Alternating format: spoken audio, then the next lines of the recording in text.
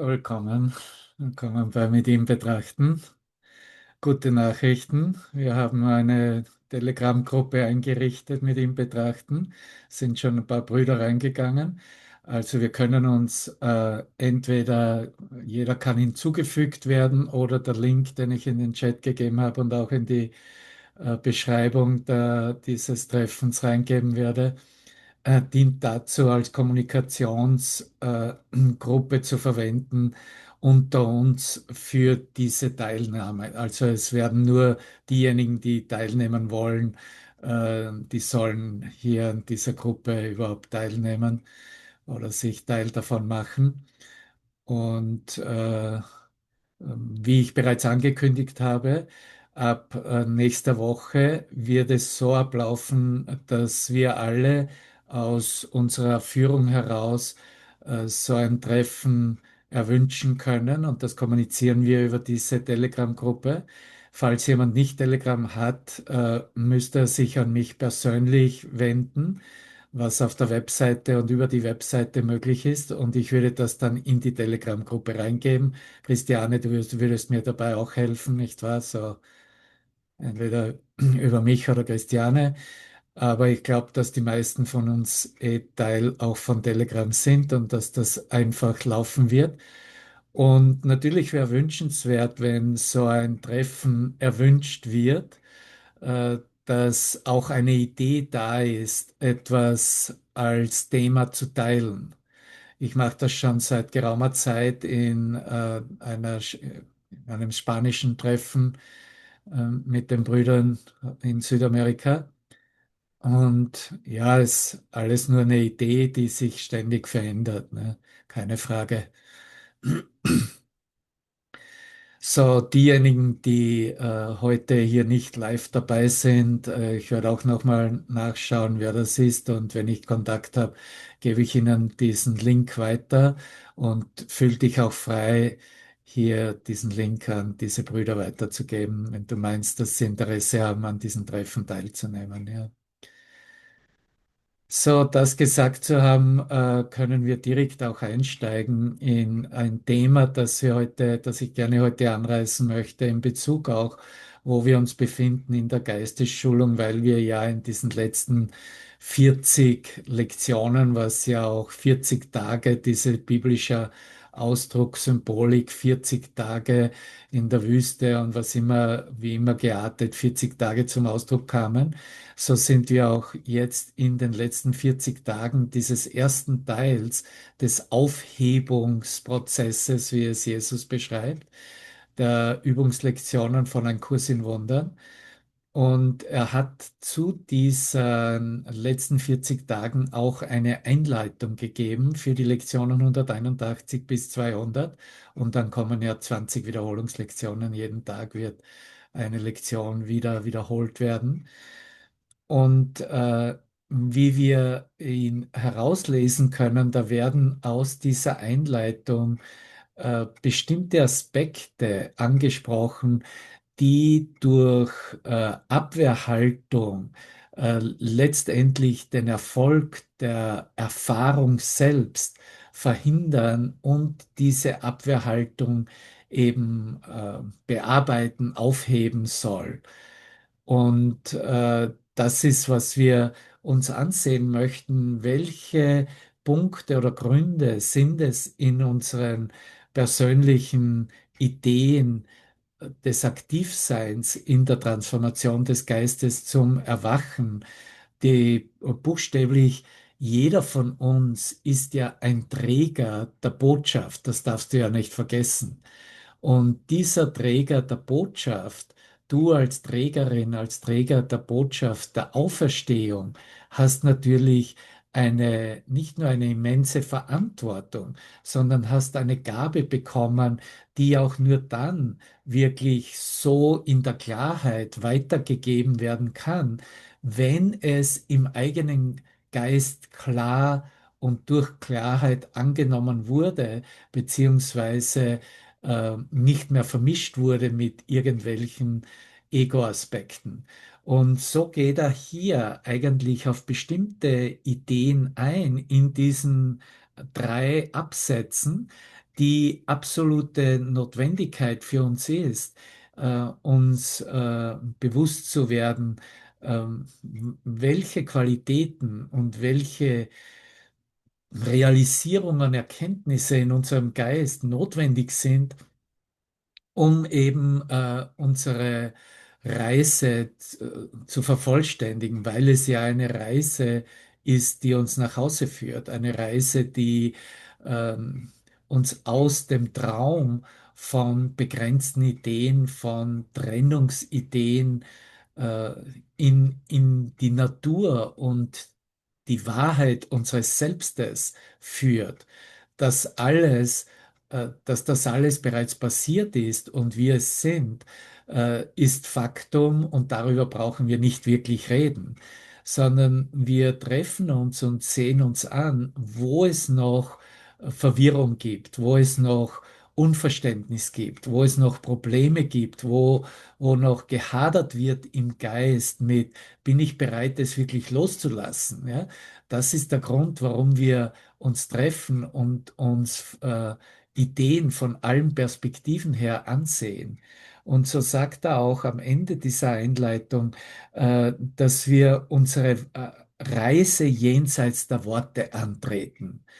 Wenn wir ankommen an dieser Erfahrung, diese Klarheit in uns eröffnet sehen oder wie sie sich eröffnet, dann sind wir auch angekommen an, am Ende der Reise, die keine Worte mehr bedarf, weil Klarheit im Sinne von Selbsterkenntnis keine Worte bedarf. Und indem wir uns zuerst auf das konzentrieren, was unseren Fortschritt immer noch behindert, so drückt er es aus, ja, da wo wir noch hadern, da wo es noch Verwirrung gibt, das sind Ideen, die den Fortschritt noch behindern. Und das ist, worauf wir uns konzentrieren, was wir uns anschauen. Die Erfahrung, ja, diese Erfahrung, die Erfahrung dessen, was jenseits der Abwehrhaltung liegt. Wir alle suchen Moment für Moment, ganz besonders in unseren Beziehungen, immer nur diese Erfahrung, diese Erkenntnis des Einsseins, wo wir auch sehen, dass weder wir noch die Reflexion unserer selbst als Bruder nicht mehr in der Abwehr stecken bleibt, beziehungsweise sich abwehrt gegen die Wahrheit. Und diese Erfahrung, was jenseits der Abwehrhaltung liegt, bleibt unerreichbar, solange es verleugnet wird, solange dieser Aufhebungsprozess, dieser vollständige Aufhebungsprozess verleugnet wird, solange die Klarheit der Wahrheit verleugnet wird. Zwar mag es vorhanden sein, du kannst seine Anwesenheit jedoch nicht akzeptieren. Und daher versuchen wir nun also täglich eine kleine Weile über alle Abwehrmechanismen hinauszugehen. Ja, wie kann ich denn überhaupt über Abwehrmechanismen hinausgehen, wenn ich gar nicht erkenne, dass ich in einer Abwehr bin? So, die gesamte Schulung weist in diesem ersten Teil, ganz besonders hier dieser letzten 40 Tage des ersten Teiles, darauf hin zu erkennen, wo ich noch in Abwehrmechanismen stecke. Es wird nicht mehr als das verlangt, weil nicht mehr als das gebraucht wird. Es wird genügen, um dafür zu bürgen, dass alles andere kommen wird. Weil wenn der Geist sich bewusst wird, okay, hier ist noch eine Abwehrhaltung gegen die Wahrheit, wird er sich auch bewusst, dass er Hilfe benötigt in der Arbeit, in der Öffnung, in der Klarstellung, in der Aufhebung dieser begrenzten Ideen. Das heißt, mit dem Zustimmen, mit dem Eingeständnis, Hilfe zu brauchen, wendet sich dieser Geist automatisch zum Heiligen Geist, bittet den Heiligen Geist zu eröffnen, wie, wie dies, wie dies in der Transformation äh, erfahrbar wird. Und alles, was unser Teil ist in dem Sinne unsere kleine Bereitwilligkeit, um Hilfe zu bitten und die Hilfe so anzunehmen, wie sie gegeben wird. Und du weißt ganz genau, ganz besonders diejenigen, die schon länger mit dieser Botschaft unterwegs sind, dass dies die Basis ist und auch das Um und Auf ist. Weil wenn ich in einer Selbstverteidigung stecke und ich will mich eben mit dem Konzept oder mit einem Recht haben verteidigen, dann äh, zeige ich ja nicht eine Bereitwilligkeit für etwas Neues. Dann bin ich nicht bereitwillig, Dinge anders zu sehen, nämlich aus einer Perspektive, wie es der Heilige Geist sieht. Und genau das ist der Punkt, der gelernt werden will. So, er spricht darüber, über diese Bereitwilligkeit zu festigen in dieser Anleitung, dass diese Lektionen sich darum drehen, uns dabei helfen sollen, diese Bereitwilligkeit zu festigen, um eben diese schwache Verpflichtung, was das Commitment ist, stark zu machen. Und er verwendet noch eine Qualität dazu: versprengte Ziele zu einer einzigen Absicht zu verschmelzen. Versprengte Ziele ist dieser Affengeist, der ständig projiziert: hier gehe ich entlang, da gehe ich entlang, da kann ich was machen, da kann ich was bewirken. Und versprengte Ziele sind versprengte Ideen, wie eigentlich die Erlösung gegeben ist und wie sie sich eröffnet. Und zu einer einzigen Absicht heißt eigentlich zu einem einzigen Sinn und Zweck. Auf Englisch Purpose nennt er es im Kurs. So dieser einzige Sinn und Zweck, dieser eine Purpose wird all das, was fragmentiert, daraus projiziert wurde und in alle Ecken gestellt wurde, um entweder seine spirituelle Unsicherheit und Ungewissheit äh, irgendwie zumindest zu überdecken, oder eben wirklich da in diesen Ecken des Geistes nach der Erlösung zu suchen. Aber durch unsere Bereitwilligkeit und unsere Bitte um Hilfe, unseres Arbeiten mit ihm, wird dies verschmolzen. Unsere Ziele, die wir hatten, selbst wenn es Ego-Ziele waren, wird mit diesem einem einzigen Sinn und Zweck, mit dieser einzigen Absicht verschmolzen. Und du kannst schon herausfühlen, dass dadurch sich natürlich etwas öffnet im Geist, was nichts mehr mit dieser Welt zu tun hat oder in dieser Welt zu verbleiben oder auf der Zeitlinie innerhalb des Weltgeschehens zu verbessern, sondern es ist tatsächlich die vollkommene Umwandlung unseres Geistes und Öffnung in den erwachten, auferstandenen Geist. So, er geht langsam vor und sagt dann weiter: Es wird noch keine totale Hingabe die ganze Zeit hindurch von dir verlangt. Du wirst jedoch gebeten, jetzt zu üben, um das Gefühl des Friedens zu erlangen, dass eine solche geeinte Verpflichtung, diese Verpflichtung ist so ein bisschen ein komisches Wort, aber das ist das ganze Ja, ne, dir verleihen wird, wenn auch nur von Zeit zu Zeit. Weil dieses ganze Ja, ja, ist eine, ein Commitment, ein Ja für den ganzen Weg zu gehen. Ja, tatsächlich den ganzen Geist geheilt zu haben, tatsächlich aus diesem Traum zu erwachen. Und was er eingangs im ersten Satz als die schwache Verpflichtung eben bezeichnete, die stark gemacht wird, ist eben dieses Schwanken im Geist. Ich bezeichne es immer oder traditionell habe ich es bezeichnet als das Jein. Ne? Da ist zwar ein bisschen ein Ja da, aber da ist auch noch ein Nein da. Und dieser große Anteil dazwischen ist eigentlich, das ist, damit du verstehst auch, Erika, Ja und Nein verknüpft auf Deutsch Ja, Yes, Nein, No und verknüpft ist Jein, ein kreiertes Wort. Ja? Das ist nicht wirklich Ja und nicht wirklich Nein, ja? Sondern das ist so dazwischen. Ne? Es ist so Yeah, no. Yeah, no. Das würde die englische Entsprechung sein. Und das muss natürlich gehen. Das muss verschwinden. Das können wir nicht mehr weiter so leben, ne? Weil es uns auch nicht glücklich macht. Ne?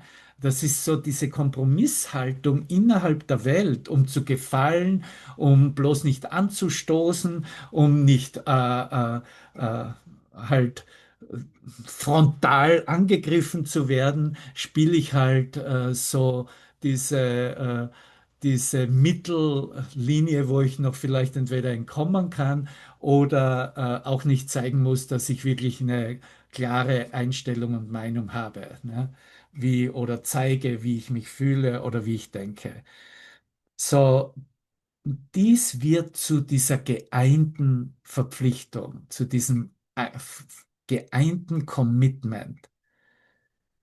Es sind wirklich ganz tolle Ausdrucksweisen, die er hier verwendet. Eben diese zu erfahren, wird sicherstellen, dass du deine ganze Bereitwilligkeit geben wirst, dem Weg zu folgen.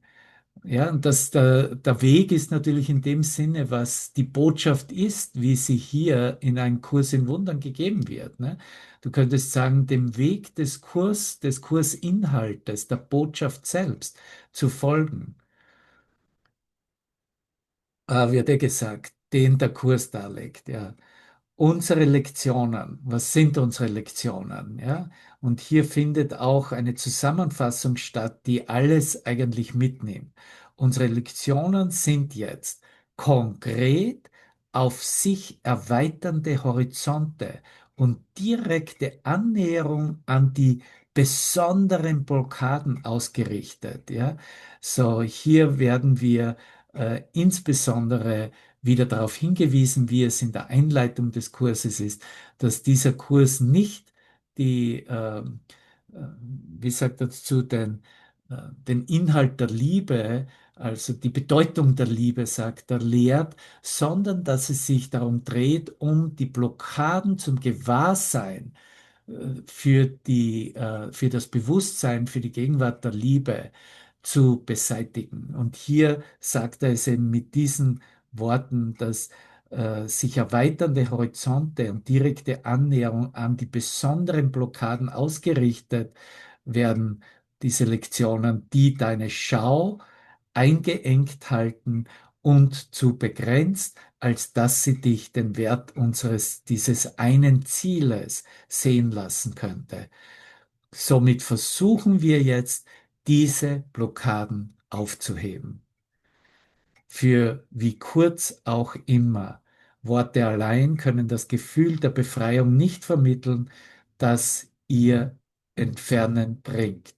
Doch die Erfahrung der Freiheit und des Friedens, die sich einstellt, wenn du deine strenge Kontrolle darüber aufgibst, was du siehst, spricht für sich selbst. Deine Motivation wird so intensiviert werden, dass Worte kaum noch von Bedeutung sind. Du wirst dir dessen, was du willst und dessen, was wertlos ist, sicher sein. Du siehst all die Geistesschulung, all die Umwandlung, die Aufhebung von Konzepten weist auf den Weg und führt uns zu sehen, dass das Wertlose keinen Wert hat und dass wir dem Wertlosen keinen Wert mehr beimessen wollen. Das heißt, wir werden geschult darin, auszusortieren, was Wert hat und was keinen Wert hat.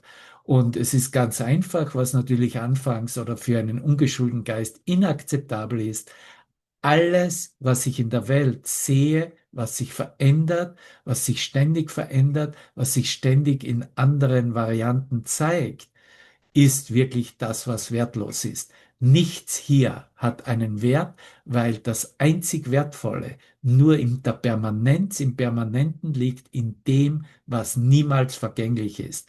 Im Ewigen liegt, in dem liegt, was Gottes Schöpfungsgedanken äh, auf ewig, kannst du sagen, auf Ewigkeit ausdehnen und immer dasselbe ist und dasselbe sich gibt. Und in dem Sinne, wir können nicht irgendeinen Aspekt, einschließlich dieses Kurses, als letztendlich als einen Wert beibehalten, wenn wir sehen, dass es Teil davon ist, wie es sich in der Wahrnehmung verändert. Alles, was sich in der Wahrnehmung verändert, kommt letztendlich in die Kategorie, es loszulassen. Und loslassen heißt, sich dem Licht zuzuwenden oder mit der heutigen Lektion 183 den Namen Gottes in der Stille des Geistes anzuerkennen und für sich als Name großgeschrieben, als den Gedanken selbst in Erfahrung zu bringen. Und da ist Ende der Welt, da ist Ende der Geschichte, da kommen keine Bilder noch, die sich als Wert verkaufen möchten.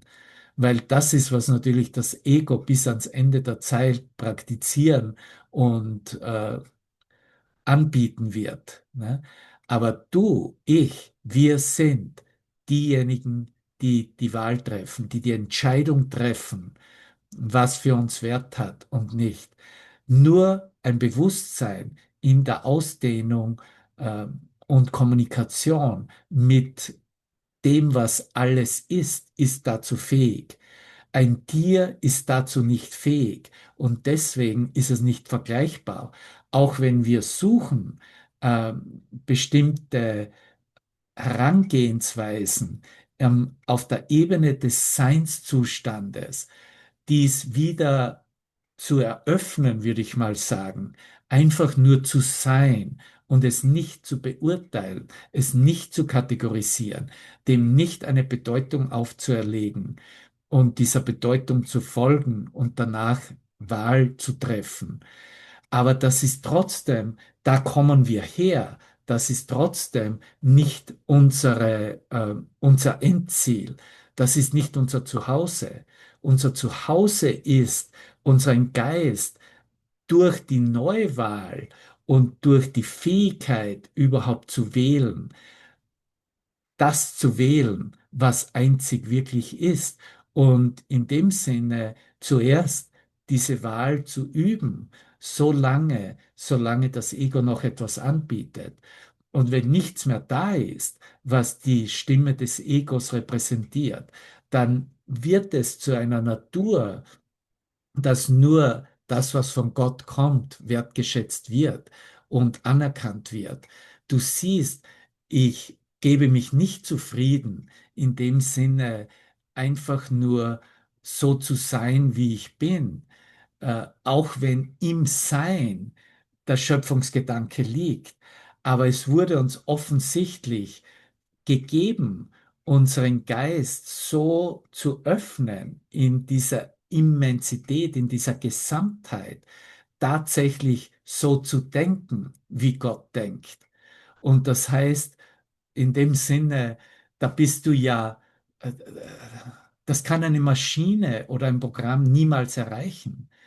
Du bist das hat nichts mehr mit Wissen zu tun, das angesammelt wird oder mit irgendeinem Bild aus der Vergangenheit, sondern das hat tatsächlich zu tun, dass der Geist, der denkend ist, in der Ausdehnung dessen, was er ist, als vollkommene Schöpfung, sich, sich zeigt, sich gibt, sich ausdehnt, ist.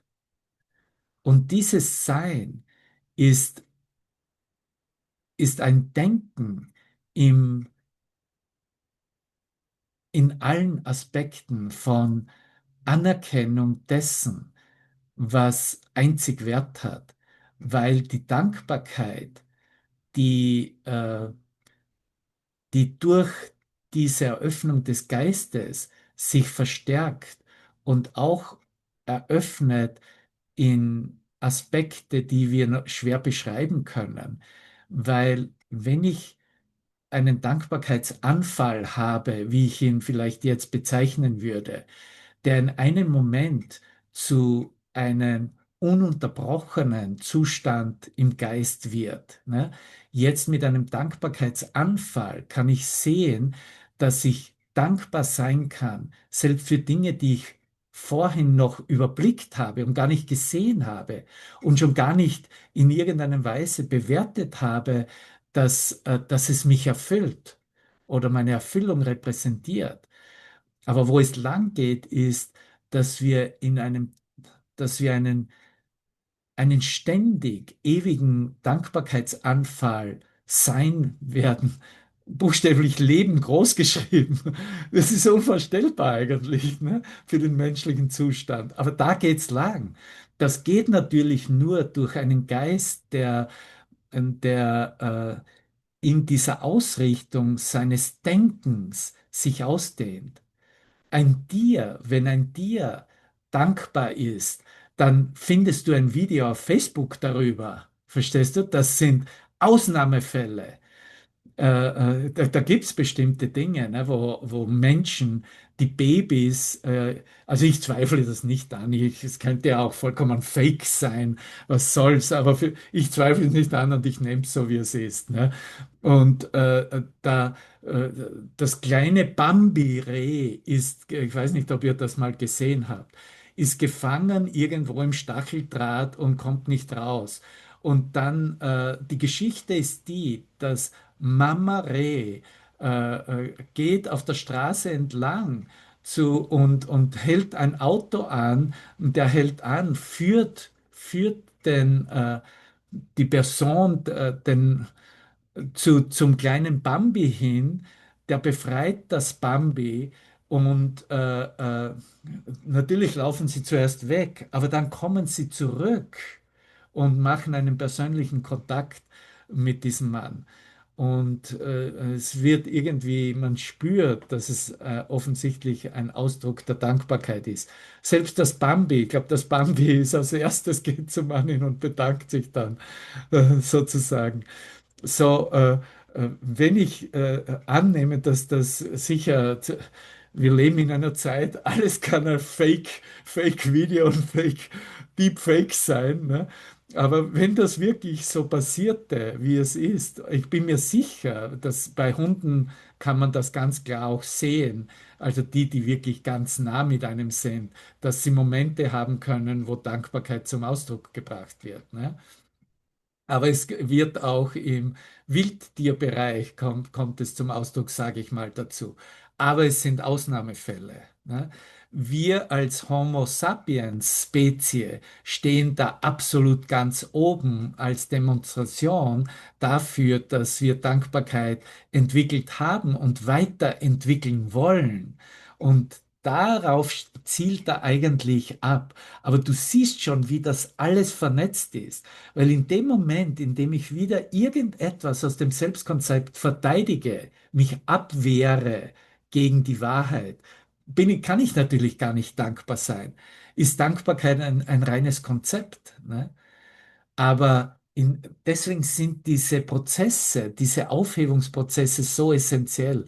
Und für mich persönlich ist ganz klar, ich brauche keinen Kurs in Wundern, der mich bestätigt, wer ich bin. Ne? Das wusste ich schon, bevor dieser Kurs zu mir kam und habe es erkannt. Aber ich habe diesen Kurs gebraucht und habe nach wie vor Nutzen davon, um diese Aspekte zu eröffnen und zu vergrößern und zu festigen, die dann sich zeigen, wenn nichts mehr im Geist sich gegen die Wahrheit verteidigt. Und so ist auch, das macht den Unterschied zu allen anderen. Wir haben uns das in der Arbeitsgemeinschaft auch angesehen.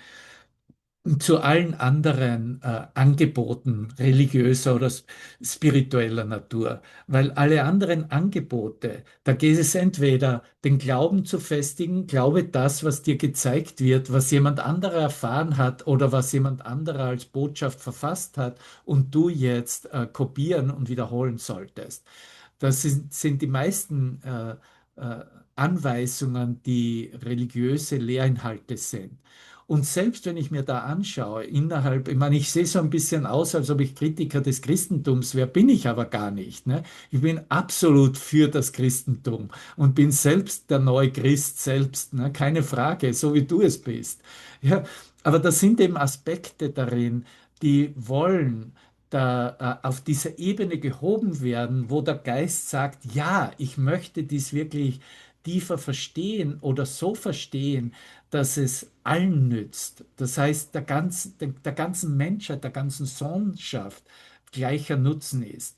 Und oft ist es halt so, natürlich bin ich mir bewusst, dass in der Bibel genug steht und genug gelehrt wird in den Kirchen, und in den Bibelstunden über, wie Vergebung funktioniert oder Liebe. Aber sieh dir an, wie wir es leben in unserer christlichen Community. Da ist ja nichts da von Vergebung und Liebe. Ja?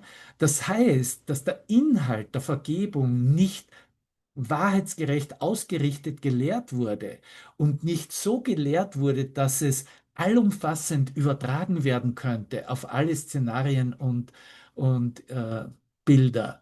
Und da ist der Mangel, den wir eigentlich für uns nicht mehr als solches akzeptieren wollen. Weil es geht nicht darum zu sagen, okay, ich vergebe der Hamas oder den Palästinensern oder den Iranern oder wenn immer den Russen. Und wir haben unzählig, die Liste wird ja noch größer und größer und länger und länger. Ich vergebe ihm, aber ich bin besser. Weil ich bin ja ein guter Christ und ich bin ja auf der Seite, ich bin ja der denen, den Bösen, vergibt. Ne? So funktioniert es halt nicht. Und deswegen haben wir hier eine Botschaft bekommen und brauchen diese Botschaft, um zu sehen, dass wir es erstmal finden müssen in unserem eigenen Geist, was der Ausgangsgedanke ist, dass ich überhaupt einen Konflikt und einen Angriff sehe, wahrnehme und dass ich aus diesem Eingeständnis eben eine Wahl treffe, dass ich dies anders sehen möchte und dass ich dafür buchstäblich eine Offenbarung benötige, einen Einschub über den Heiligen Geist, der mir dann hilft, dies anders zu sehen. Dieser Kurs in Wundern ist eine Botschaft und eine Anweisung, wie wir da ankommen können, jeden und alle Dinge und die ganze Welt und ganz besonders uns selbst anders zu sehen. Ende der Geschichte. Und darin liegt der Wert.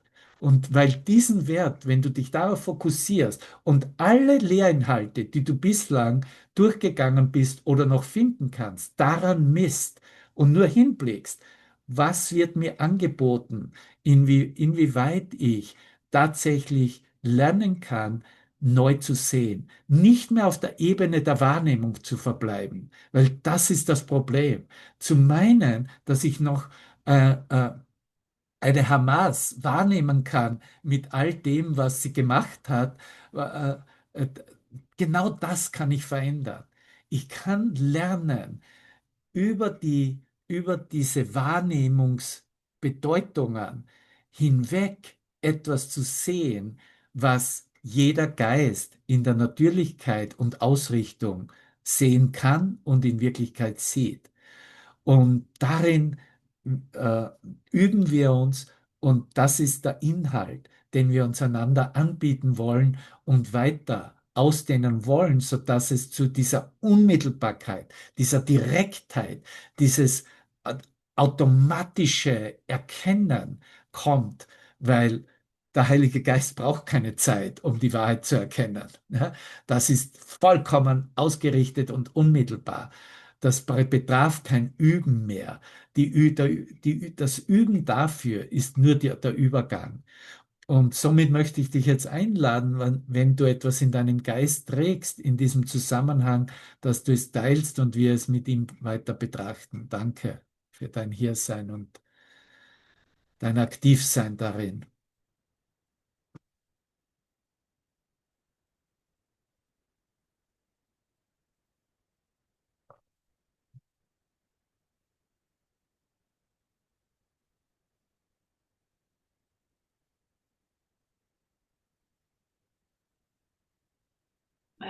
Darf ich? Gerne. Also ich reflektiere, was ich heute für mich mit der Lektion 183 und Gott gedacht habe, den ich heute Morgen natürlich gebraucht habe, weil das Ego mich wieder überall hinschicken wollte und gemeint hat, was ich noch alles brauche, um, keine Ahnung, glücklich zu sein. Und dann habe ich natürlich Christus gerufen. Denn wen soll man rufen, wenn man belästigt wird? Natürlich den, der einem da helfen kann. Und mir wurde geholfen. Und ich war in vollkommenem Frieden und ich habe es ihm überlassen, den Tag zu gestalten, der sich ganz anders gestaltet hat, wie ich gedacht hätte. Was ich geplant habe, ist alles dann nicht mehr wichtig gewesen auf einmal, sondern es war einfach nur das tägliche zu tun, meinen Raum zu reinigen, meinen Körper zu reinigen, einen Kaffee zu trinken, die Lektion Ein Kurs in Wundern aufzunehmen als Podcast, rauszugehen, um einzukaufen, was ich eben zum Essen oder Trinken benötige, dabei ebenfalls in Frieden zu sein, dabei bei diesen einfachen Tätigkeiten, alltäglichen Tätigkeiten in Frieden zu sein. Und ich bin dann natürlich auch dem Gegenteil wieder begegnet, dem, ja, was für mich das Ego ist, ja, was mir eben zeigt, dass ich eben tatsächlich nichts mehr brauche, weil ich schon alles habe. Also die Kassiererin im Kaufhaus, ein wunderhübsches junges Mädchen, für die ich mich entschieden hatte, weil es gibt ja immer so verschiedene also so Kaufhäuser, so diese großen Kaufhäuser, wo man mehrere Kassen hat und dann kannst du dir ja raussuchen, wer dir jetzt gerade am sympathischsten wäre.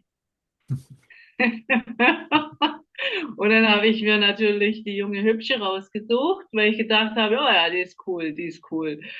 Und sie war halt total im Stress. Absolut auf, ich weiß es nicht, auf Über-Energy Drink gelaufen, ja. Und dann habe ich halt nur so im Geist gesagt, ja, das will ich nicht. Mach mal langsam, Schwester. Ja, du kommst hier aus diesem Kaufhaus nicht vor wahrscheinlich 20 oder 22 Uhr raus, je nachdem, wie lange deine Schicht geht.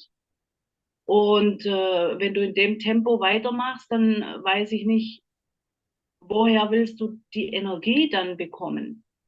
Wem willst du dann dein Lack of Energy zumuten?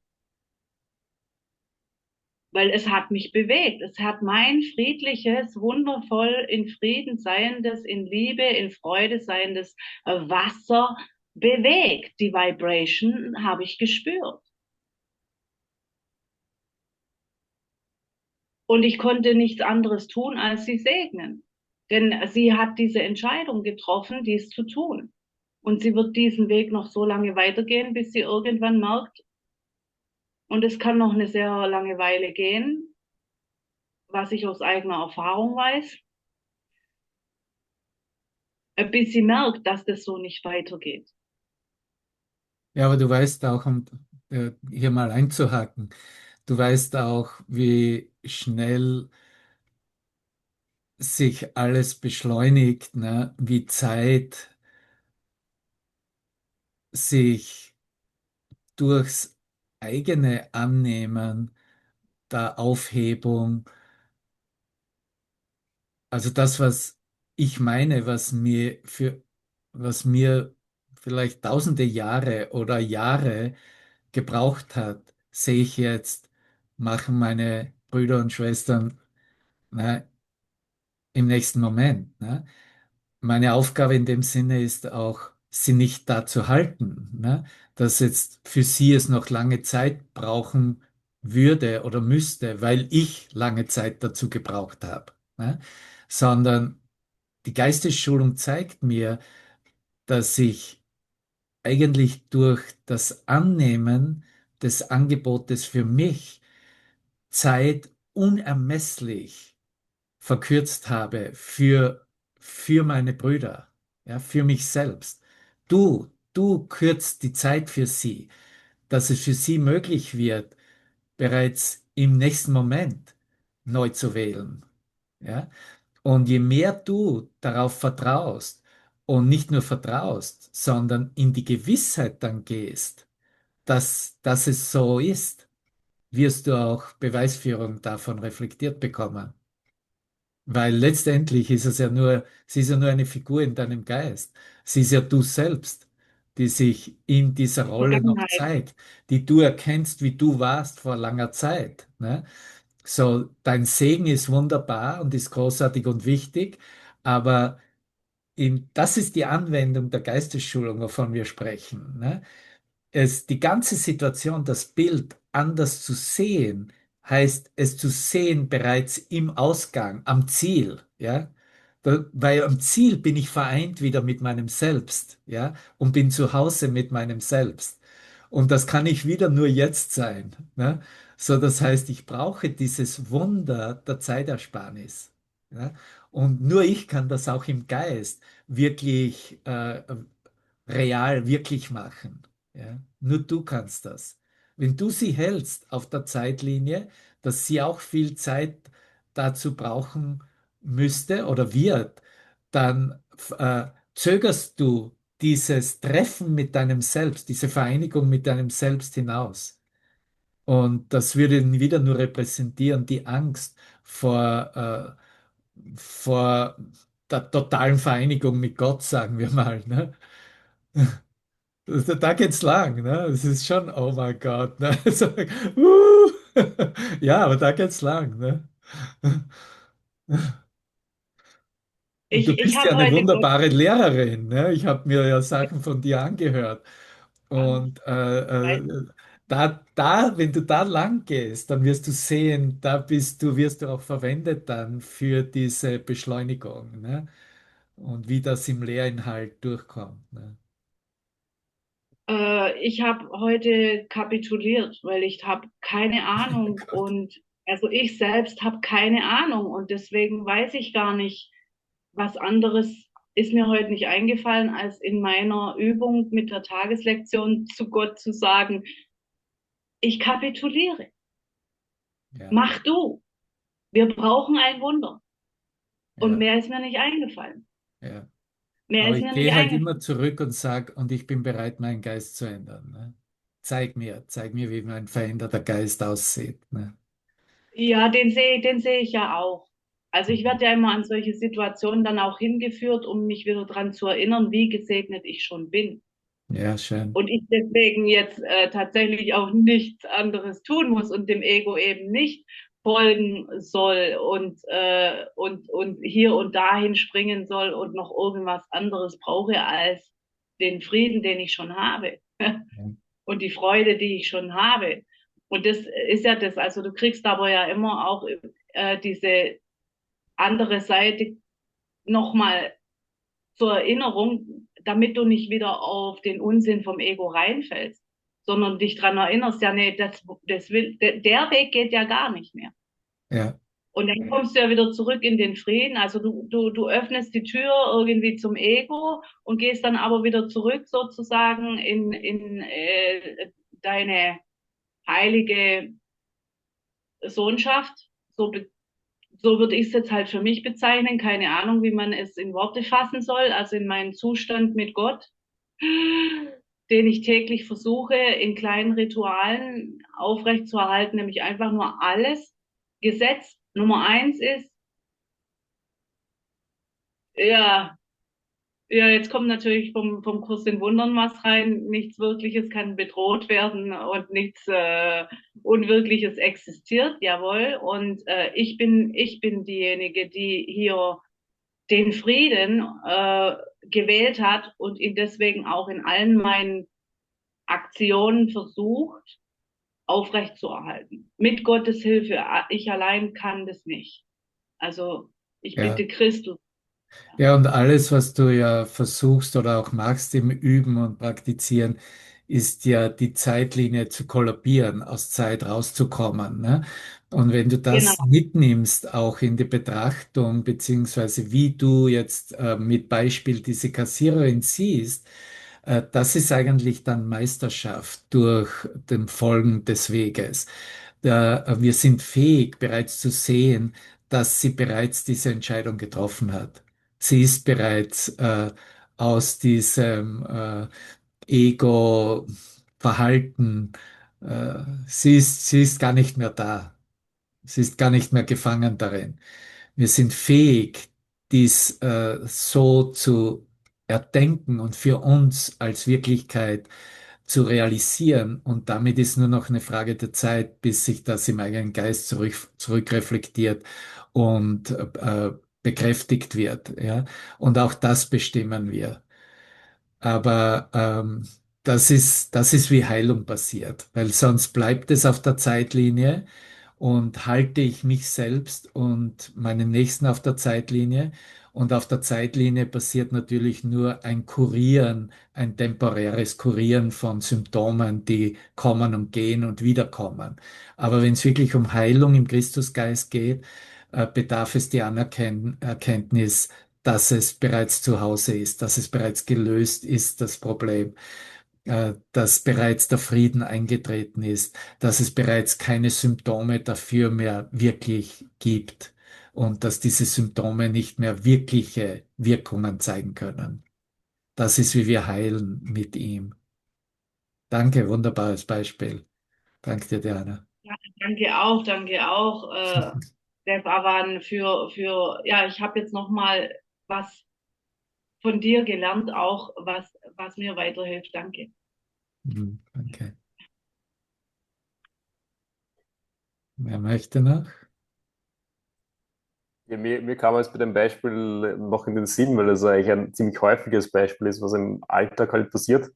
Das war das, wenn ich die Kassiererin oder den Kassierer jetzt wirklich aus meinem Bruder kenne, dass ich dann auch ganz praktisch überlegen kann, hey, ich war irgendwo mal in so einer Situation, hätte mir irgendwas geholfen, sei es ein Lächeln, sei es eine kleine nette Geste oder so, oder ein Danke, dass du das machst, oder irgendwie gab es da irgendwas, was mir geholfen hätte quasi und das dann ganz praktisch auch tun. Also Mhm. das denke ich mir manchmal auch, dass man ja, vielleicht oft mehr tun als philosophieren sollte.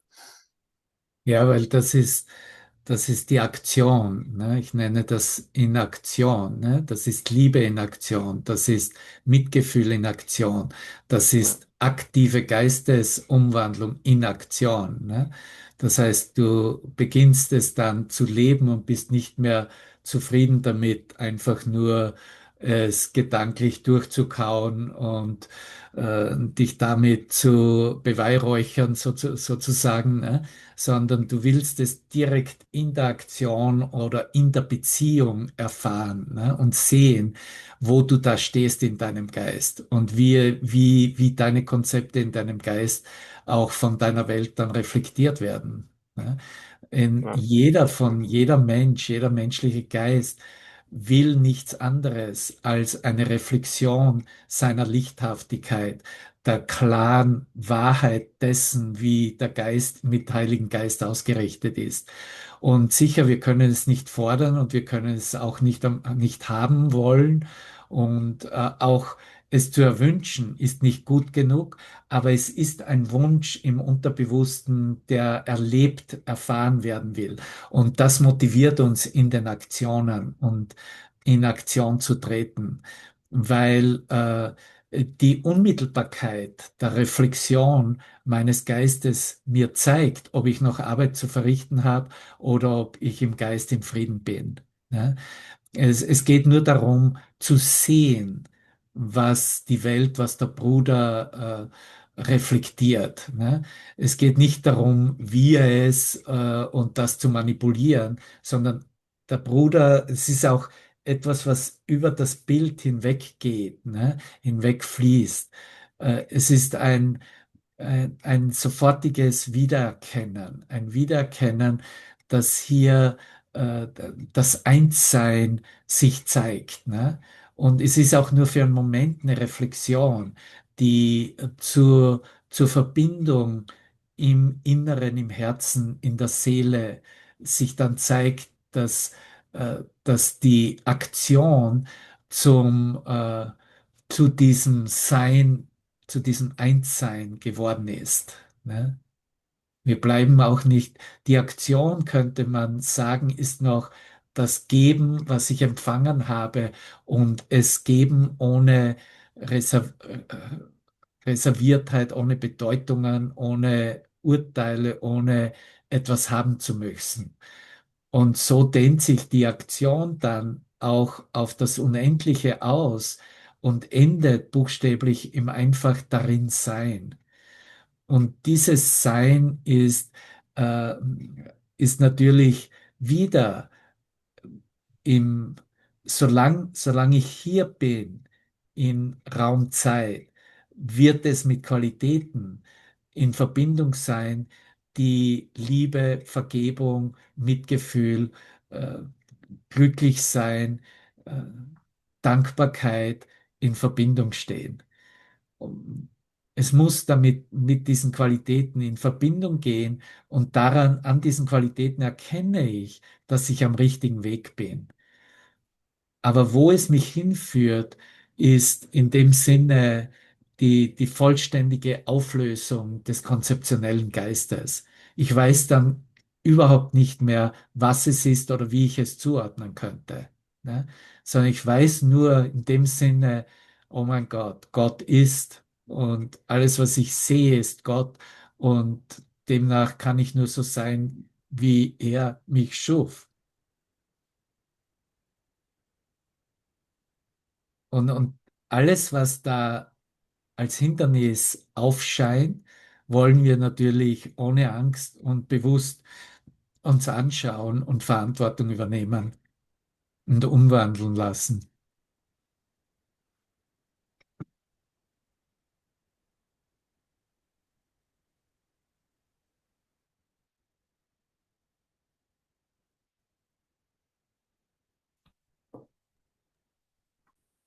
Bei dem, was du zu Beginn erzählt hast, Eva Wan, und jetzt auch bei diesen geteilten Geschichten, da ist mir sofort äh, eine Geschichte aus einem Weltkrieg, welchen weiß ich nicht, in den Sinn gekommen, wo ein Stellungskrieg war, Graben links und rechts und die haben aufeinander geschossen und es war Weihnachten.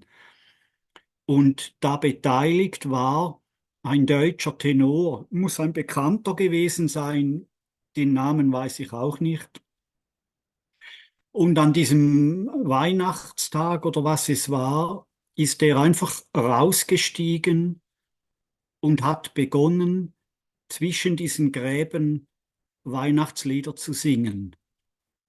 Und diese Geschichte, die ich da gelesen habe, das war so berührend und da muss so eine Wahrhaftigkeit drin gewesen sein und so ein heiliger Moment, das kann man gar nicht anders beschreiben.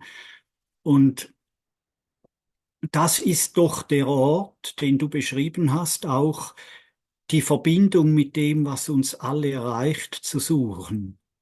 Egal ob an der Kasse oder auf dem Gehsteig oder zwischen den Schützengräben, ja. Und das finde oder spüre ich als den Weg und den wir halt tatsächlich in der Welt gehen müssen, um einander zu erreichen. Da reicht es halt nicht, wenn ich einfach hinter meinem dicken Buch mich einschließe und intellektuelle Kapriolen mache. Ich muss die Hände, die Füße und die Zunge sein. Ja, schön, wunderbar, Hans.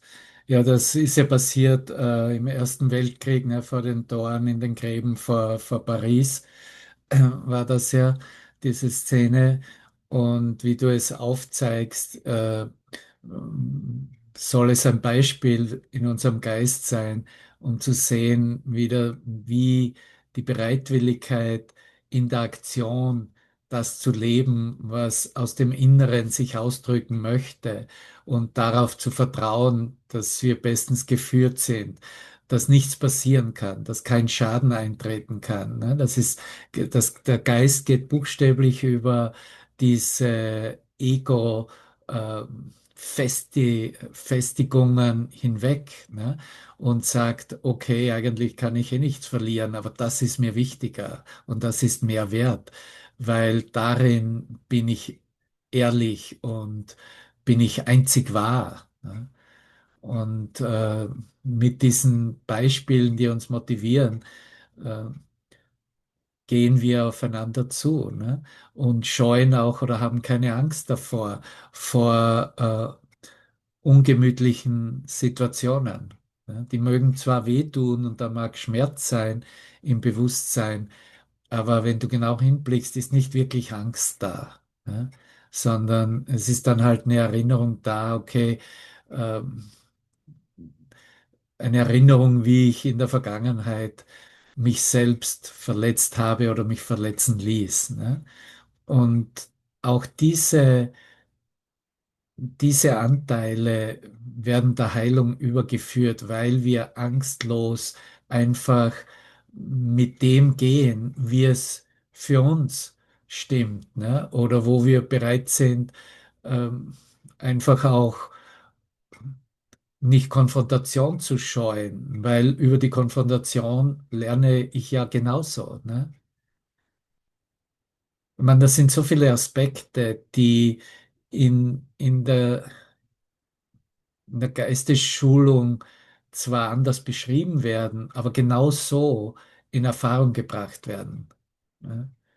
Und diese Aspekte sind halt, wie sie sich zeigen, sehr persönlich. Ne? Da werden wir ganz persönlich begleitet und hingeführt auch vom Heiligen Geist, weil es ja unsere Vergangenheit und unsere Bilder zur Vergangenheit sind. Ne? Und die werden auch nur von denen geteilt, die ähnliche Sachen am Laufen haben. Ne? Und dann auch die in dem Sinne die Einladung bekommen, sich das nochmals anzusehen und neu zu wählen, beziehungsweise das Bild dem Heiligen Geist zur Gänze zu übergeben und nicht mehr wertzuschätzen in dem, was es bislang in der Begrenztheit angeboten hat.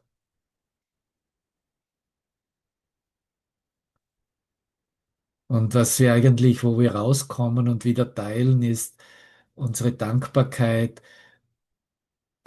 dass wir diese Führung angenommen haben, benutzen und auch uns auch trösten lassen von dieser Führung, weil die Führung wird uns immer zeigen und den Weg weisen, dass der Ausgang gewiss ist, das Ziel ist gewiss. Die vollständige Befreiung des Geistes ist gewiss, ist bereits garantiert. Und das hilft natürlich auch, das ist ganz wichtig.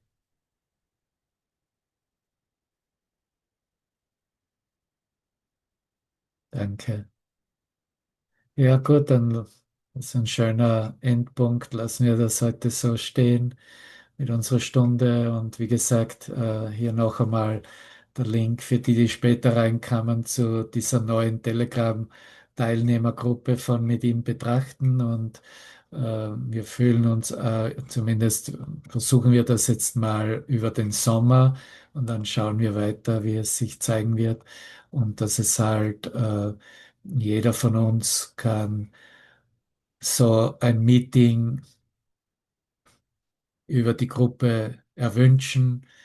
Und wenn niemand was schreibt, dann gibt es halt kein Meeting und genießen Zeit mit in der Natur oder wo immer wir uns befinden und verbinden uns darin.